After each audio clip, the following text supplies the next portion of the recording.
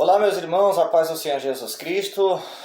Deus abençoe a todos. Você que está acessando pela primeira vez esse canal, que Deus possa te abençoar.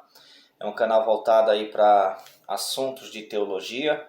E hoje eu quero dar 6 dicas de como se interpretar as parábolas de Jesus, tá? 6 dicas. Algumas você já deve ter ouvido, outras talvez seja novidade. E algumas dessas dicas você pode levar para além das parábolas, né? Como interpretar qualquer texto. Então a primeira dica que eu dou antes de começar o assunto é pedir para que você se inscreva, que você deixe o seu like, porque isso ajuda aqui no algoritmo do YouTube, isso faz com que o nosso conteúdo seja relevante para você e também para outras pessoas que gostam de teologia. Vamos lá, sem mais delongas. A primeira dica que eu dou para você que está buscando entender as parábolas de Jesus é que entenda que as parábolas de Jesus, elas não são histórias reais, são histórias fictícias, tá? Jesus contou para simplificar alguma coisa.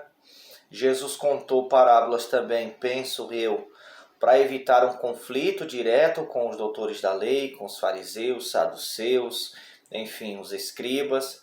Então, muitas vezes, Jesus contava uma parábola e o escriba e o fariseu já davam um passo atrás. Por quê? Porque eles tinham medo de estarem interpretando erroneamente a parábola de Jesus. Então, eles preferiam não arriscar um debate direto. E era muito comum os mestres da lei daquela época ensinarem através de parábolas. E, por exemplo, algum mestre dizia: é preferível sermos o carvalho do que o capim, porque o carvalho não se dobra com a força do vento. E outro respondia: é melhor ser o capim do que o carvalho, porque quando o vento é muito grande, o carvalho se quebra e o capim se flexiona e permanece intacto. Então, referente aí ao governo, né? Então, um tinha a ideia de que deveria ser inflexível com as leis impostas por Roma e outro deveria ser mais flexível. Então, havia esse choque.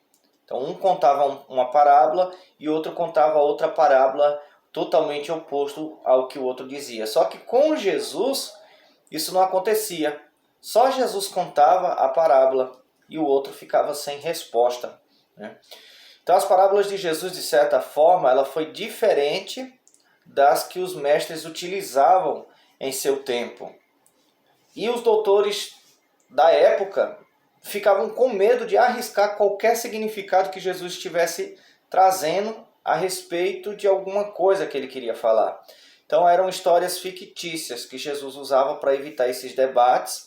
E Jesus também queria instigar agora os seus verdadeiros ouvintes, os seus verdadeiros discípulos, a meditarem naquilo que ele estava falando. Então Jesus contava a parábola por esses dois motivos. Mas não eram histórias reais, eram apenas histórias fictícias, muito bem contadas, muito bem elaboradas, com um significado muito profundo. Segunda dica: entenda que a expressão parábola vem do termo grego, onde se tem uma preposição e um verbo. Parar, ao lado de, e balo, lançar, jogar, trazendo o sentido de jogar ao lado, com a ideia de comparar uma coisa com a outra. Então a parábola, ela é uma comparação. E muitas vezes Jesus contou uma parábola dizendo assim: a que compararei o reino dos céus? É semelhante a um homem que saiu a negociar boas pérolas. Pronto, né? Então é uma comparação, o reino dos céus com o negociante que busca boas pérolas. Então você vai procurar o significado comum de uma coisa e outra para poder chegar ao entendimento claro e objetivo do porquê que Jesus estava contando aquela parábola, o que Jesus queria dizer com essa parábola. A terceira dica que eu dou é que busque sempre interpretar as parábolas de Jesus sem fazer uso da alegorização. Porque a alegorização é uma figura de linguagem e a parábola também é uma figura de linguagem. Então não faz sentido você alegorizar uma figura de linguagem. né? Então você aplica outros fundamentos na interpretação da parábola, mas evite a alegorização. O problema da alegorização, irmãos, é que a gente vai perder o foco do que Jesus realmente quis dizer, em virtude da gente estar alegorizando elementos que não têm tanta importância na parábola de Jesus. Então evite a alegorização. Por exemplo, você vai pregar sobre a parábola do bom samaritano. Aí você vai dizer o vinho é a alegria, o azeite é o Espírito Santo, a estalagem é a igreja, o homem ferido é o pecador, o bom samaritano é o evangelho. Quando na realidade você está tirando o foco da parábola de Jesus. Por que Jesus contou aquela parábola? Para explicar quem é o meu próximo. Aliás, a próxima dica, acho que estamos na quarta, a quarta dica é essa. Busque o sentido, o objetivo que Jesus quis dizer ao contar a parábola. Por exemplo, quando Jesus contou a parábola do filho pródigo, ele não quis falar sobre o filho que estava em casa. E muita gente tem voltado os olhos para o filho que ficou em casa. Ele quis falar sobre a alegria que Deus tem por um pecador que se arrepende. Logo, o foco deve estar voltado no filho que se perdeu, se arrependeu e voltou para casa. Então você tem que estar atento ao objetivo que Jesus tinha ao narrar uma parábola. Não tire a vista desse foco, tá? Porque se você alterar o objetivo, você altera o significado. Tá? E muitas vezes vai tornar a pregação enfraquecida, porque não está sendo fiel ao objetivo do escritor, nem de Jesus que contou a parábola. A próxima dica que eu lhe dou ao interpretar as parábolas de Jesus é que você tente entender os elementos contraditórios nas parábolas de Jesus. O que são esses elementos contraditórios? Jesus está falando para judeus que tinham culturas e hábitos diferentes dos nossos. Só que nas parábolas de Jesus, muitas vezes ele coloca elementos contraditórios dessa parábola, que não fazia sentido algum para quem estava ouvindo, para a sociedade judaica daquela época.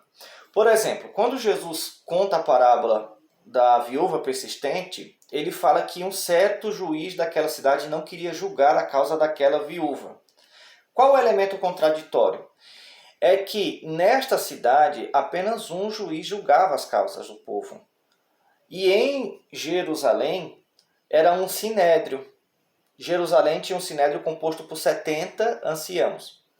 Outras cidades, como Cafarnaum, Nazaré, eram 20. Outras cidades eram 10, que era o limite, o mínimo exigido pela sociedade para que se houvesse uma sinagoga. Então, isso é um elemento contraditório para aquela época. Na parábola do rico e do Lázaro, há também dois elementos contraditórios. Primeiro, tem um leproso na porta de um homem rico. Você sabe que em Israel os leprosos ficavam em um lugar à parte, em um leprosário. Segundo, você sabe que os cães não eram animais domésticos em Israel. Muito pelo contrário, eles eram considerados imundos. Então, nas parábolas de Jesus tem elementos contraditórios que não fazem sentido dentro da cultura judaica. Por exemplo, na parábola da dracma perdida, a lâmpada da casa estava apagada. Só que em Israel, principalmente ali em Jerusalém, que é uma cidade maior, o espaço por metro quadrado de uma casa era diminuto por conta da superpopulação que existia naquela cidade. Então, muitas vezes, as casas dos pobres tinham apenas uma entrada de luz e de ar, uma janela. Se só tem uma entrada de luz e de ar dentro de uma casa, faz-se necessário que, mesmo durante o dia, a candeia esteja acesa. Então, era muito comum nas casas pobres de Jerusalém ter-se uma lâmpada acesa, mesmo que durante o dia. e a lâmpada dessa mulher estava apagada. É um elemento contraditório dentro da parábola.